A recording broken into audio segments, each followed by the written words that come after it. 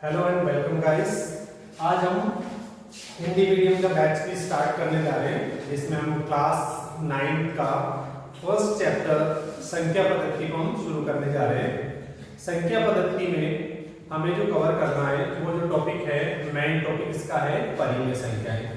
सबसे पहले हम परिमेय संख्या के कॉन्सेप्ट को समझेंगे।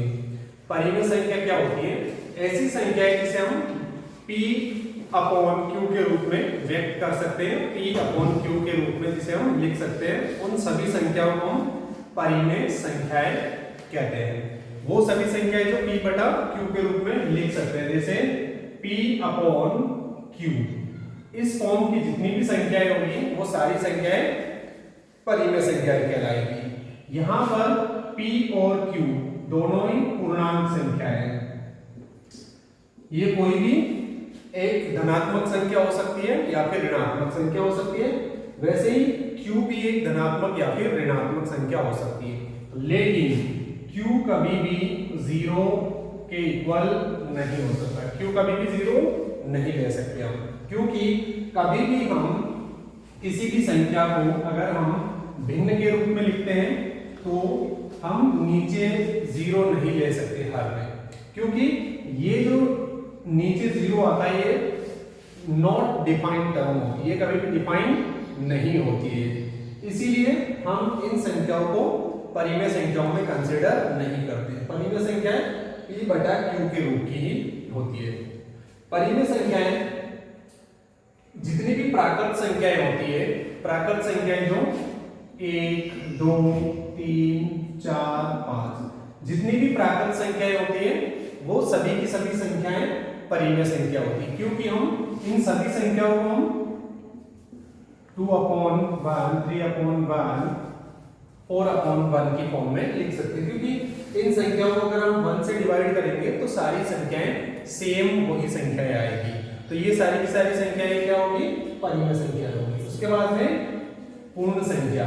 पूर्ण संख्या जो 0 से स्टार्ट होती है, 0, 1, 2, 3, 4 एंड सो ऑन, ये सभी संख्याएं भी परिमेय संख्याएं होती हैं। उसके बाद पूर्णांक संख्याएं, जितनी भी धनात्मक संख्याएं, जितनी भी ऋणात्मक संख्याएं और 0, इनको हम पूर्णांक संख्याएं कहते हैं। तो ये सभी की सभी संख्याएं भी परिमेय संख्याएं होती है। उसके बाद आता पूर्ण वर्ग संख्याएं। कुछ ऐसी संख्याएं जो रूट के अंदर आती है, जैसे √1, √2, √3, √4, √5, √6। यहां पर हमारे पास जो √4 दे रखा है, ये पूर्ण वर्ग संख्या है, क्योंकि हमें इसका रूट पता है।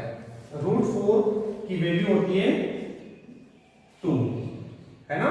ये √4 की वैल्यू 2 होती है। इस वजह से ये क्या है, इसे हम 2/1 की फॉर्म में लिख सकते हैं।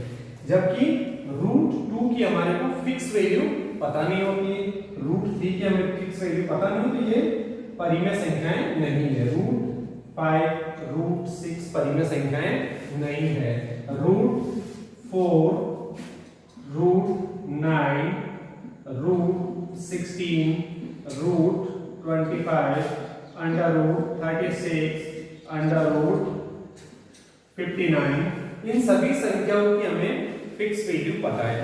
इसकी वैल्यू 2, इसकी वैल्यू 3, इसकी वैल्यू 4, इसकी वैल्यू 5, इसकी वैल्यू 6 और इसकी वैल्यू 7।